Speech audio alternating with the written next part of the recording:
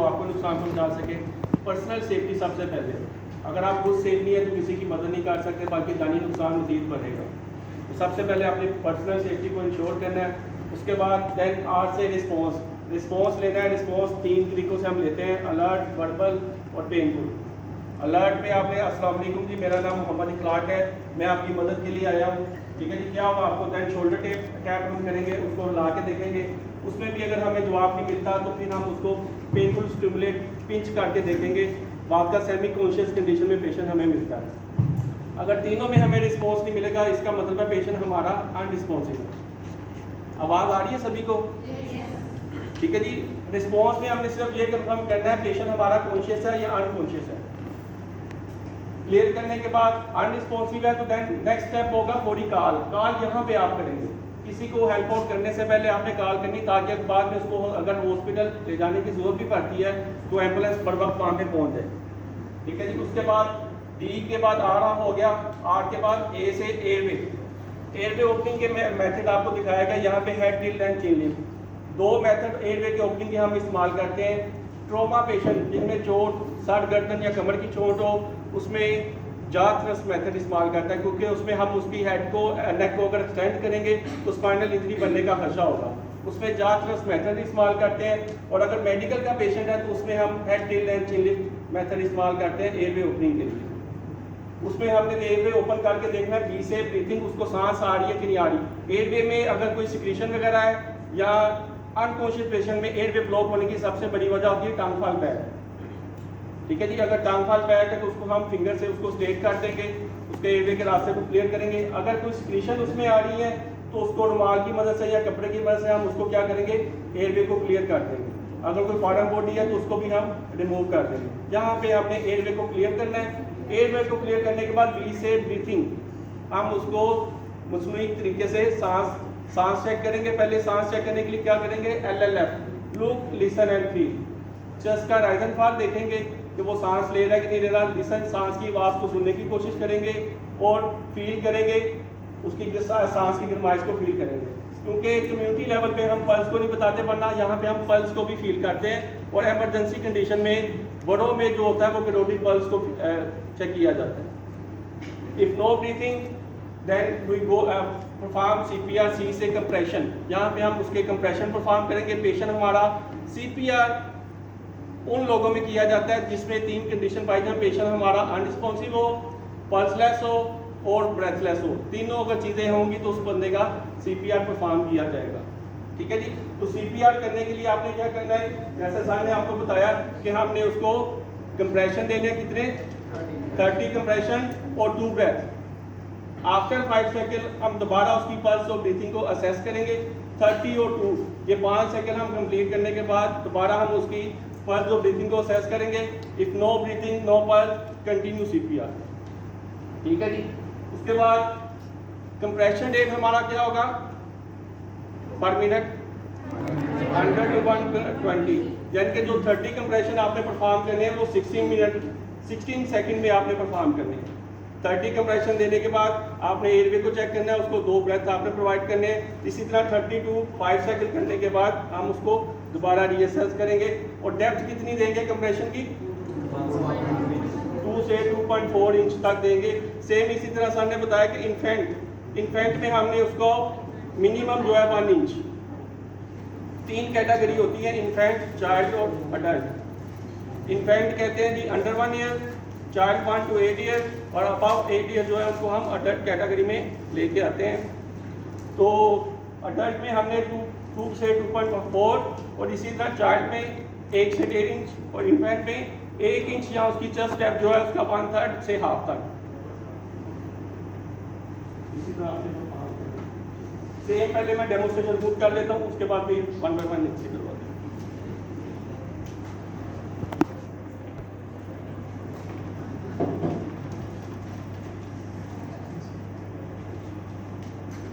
सबसे पहले वही check ranges, scene the secure.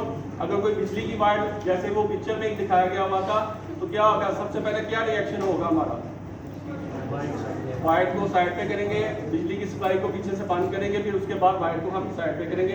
तो ये सीन सेफ्टी में आ जाएगा। सबसे पहले डेंजर को आपने क्लियर करना है। सेम इसी तरह एग्जांपल है, एक रोड ट्रैफिक एक्सीडेंट हो गया है, तो क्या वहीं पे आप उसको फर्स्ट एड प्रोवाइड करेंगे? सबसे पहले आप सीन सेफ्टी को करेंगे, या तो पुलिस जो ट्रैफिक पुलिस है उनकी हेल्प लेंगे, वो डाइवर्ट कर देंगे ट्रैफिक को, अदरवाइज आप उसको साइड पे फुटपाथ पे ले आएंगे, वहां पे उसको मदद करेंगे। सीन सेफ तो हो गया। उसके बाद रिस्पॉन्स। अस्सलाम वालेकुम जी, मेरा नाम मोहम्मद इकसाक है, मैं रेस्क्यू 128 हूँ। क्या होगा आपको? Hello, are you okay? Alert, verbal और पेनफुल, पिंच करके भी देखा, कोई रिएक्शन नहीं आया, इसका मतलब है पेशेंट हमारा अनरिस्पॉन्सिव है। तो यहाँ पे हमने फौरी तौर पे कॉल करनी है। अगर कोई बाईस्टैंडर आपके पास है तो आप सर आपका रेस्क्यू 112 पे कॉल कर दें, ठीक है जी। उसने ओके कर दिया। अगर आप इसी तरह किसी को कहेंगे कि कॉल कर देंगे तो सभी एक दूसरे की तरफ देखना शुरू कर देंगे, तो बेहतर है अगर आपको नाम किसी का मालूम है तो उसको बाय नेम कह देंगे जी आपने कॉल करनी है, ठीक है, या किसी को कह देंगे जी दैट सर आप कॉल करें। उसके बाद रिस्पॉन्स हो गया, कॉल हो गई हमारी। उसके बाद हमने क्या करना है, सांस को चेक करना है। तो उसके लिए हम क्या करेंगे, पहले 1001, 1002, 1003, 1004, 1005, 1006, 1007, 1008, 1009, 1010। मिनिमम 5 सेकंड के लिए और मैक्सिमम 10 सेकंड के लिए आपने सांस को चेक करना है। इफ नो ब्रीथिंग तो हम क्या करेंगे, आगे सीपीआर के लिए जाएंगे। तो उसके लिए सी के बाद ए से फैक्टिल एंड चिलिफ, ए वेग को हमने चेक किया, टंग पर बैक था तो हमने इसको स्टेट कर दिया, कोई सिक्रीशन थी उसको हमने रुमाल से साफ कर दिया, और ए वेग को क्लियर करने के बाद ब्रीथिंग आपने चेक कर ली। उसके बाद कंप्रेशन की तरफ आएंगे। तो कंप्रेशन कहाँ पे देने हैं, centre of the chest, sternum और निपल लाइन, जहाँ पे ये क्रॉस कर रहे हैं वहाँ पे हैंड्स का ये वाला हिस्सा, हैंड्स वहाँ पे देखिए पावर हैंड आपका ऊपर आ जाएगा। अगर आप राइट है तो राइट हैंड ऊपर आएगा, लेफ्ट हैंड तो लेफ्ट हैंड ऊपर आ जाएगा। बाजू बिल्कुल स्ट्रेट होंगे आपके, ये 90 का एंगल आपका बनेगा। 1 2 3 4 5 6 7 8 9 10 1 2 3 4 5 6 7 8 9 1 3 4 5 6 9 1। वैसे 20 के बाद 29 तक हम जाते हैं, तो 29 के बाद आप 1 कह सकते हैं कि पहला साइकिल था। 30 कंप्रेशन, उसके बाद चेक एवेज क्लियर, टंग फॉल बैक क्लियर। तो यहाँ पे हम इसको 2 सांस देंगे।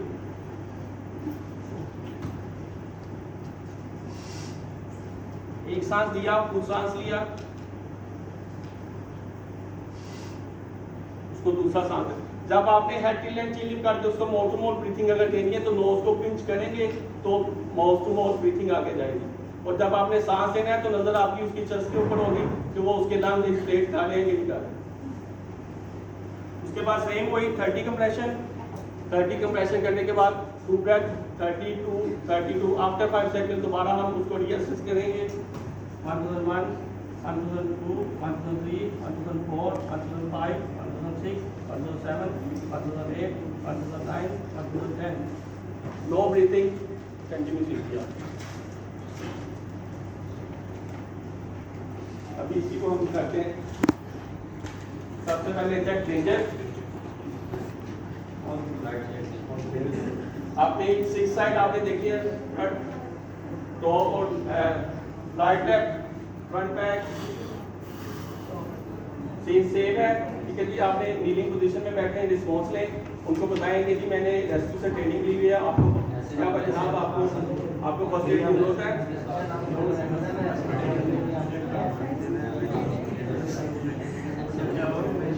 आपका नाम क्या है? नो रिस्पॉन्स, तो आपने किसी को अगर बाईस्टैंडर आपके पास है तो जहाँ पे बोली किसी को कॉल करिए कहना है, ऐसे नहीं करना, ठीक है जी। बैक होती तो कॉल करने की मिसाल ने आपको बताया कि क्या इन्फॉर्मेशन होनी चाहिए, तो इन्फॉर्मेशन करेक्ट, कॉल हमारी शॉर्ट होनी चाहिए और क्लियर होनी चाहिए। मिसाल के तौर पे जहाँ पे आप कलमा चौक की एक एग्जांपल ले लेते हैं कि कलमा चौक से एक लोग तो लाहौर से कसूर की तरफ रोड जा रहा है, कसूर से लाहौर की तरफ आ रहा है, वहाँ पे अंडर पासिस भी हैं, तो लपट्टी की तरफ भी जा रहे हैं, वहाँ से वापस भी आ रहे हैं, तो 6 रोड वहाँ पे चल रहे हैं। तो अगर आपकी एक भी वो रिस्पॉन्स टाइम एम्बुलेंस को पहुँचने में क्या करेगी, डिले करेगी। इसी तरह अगर घर में किसी की इमरजेंसी है तो वहाँ पे भी आपने कोई लैंडमार्क वो बताना है जो कि हर टाइम 24 घंटे वहाँ पे मौजूद हो, किसी मशहूर मस्जिद, पार्क, या किसी बैंक का बता है। कार होगी, कार के बाद हम चेक करेंगे जी एयरवे, ठीक है जी। ट्रांसफाल बैग की तो हमने उसको क्लियर कर दिया, यहाँ पे एयरवे को क्लियर करेंगे, नहीं करना किसी ने भी। उसके बाद हम उसकी ब्रीथिंग को चेक करेंगे, सांस ले रहा है कि नहीं ले रहा। उसके लिए मिनिमम 5 सेकंड के लिए और मैक्सिमम 10 सेकंड के लिए हम चेक करेंगे सांस ले रहा है कि नहीं ले रहा,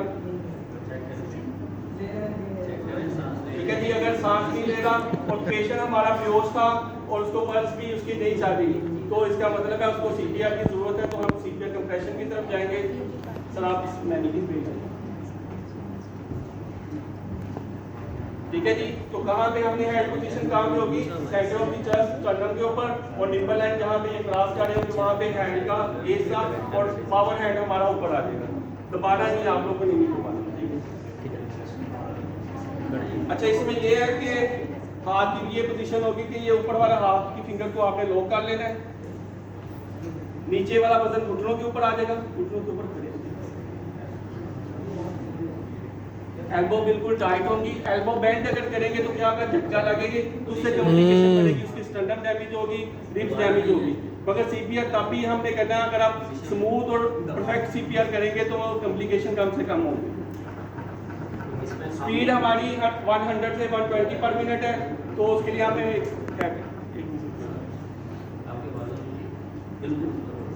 ये कैब मैंने की है तो उसकी हमने स्पीड एडजस्ट कर ली यहाँ पे। आपका पावर हैंड है,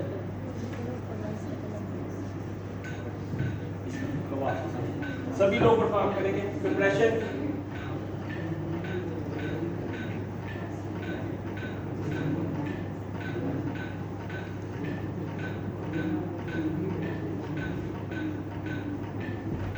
थर्टी कंप्रेशन के बाद आपने क्या करना है, 30 कंप्रेशन काउंट करने हैं। 1 2 3 4 5 6 7 8 9 10 13 14 15 16 17 18 19 20 1 2 3 4 5 6 7 8 9 1 9 के बाद 1, तो यानी कि हमें यह पता चल रहा है कि हमारा पहला साइकिल है।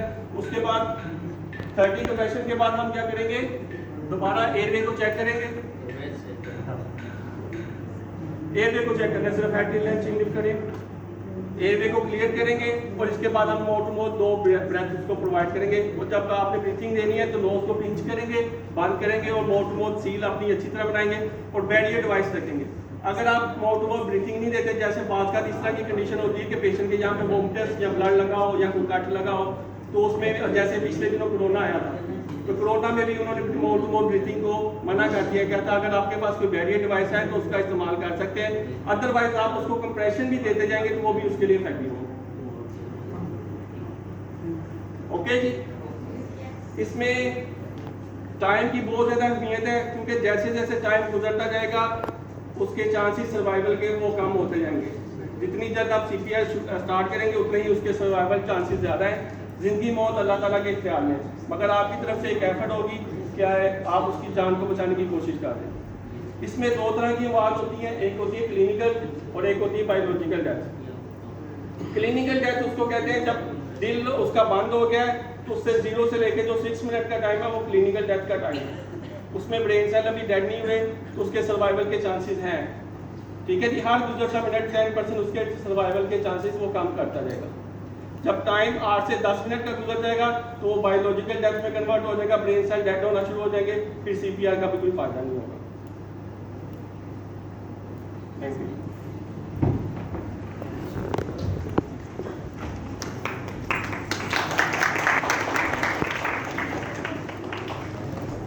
नेक्स्ट कर रहे हैं।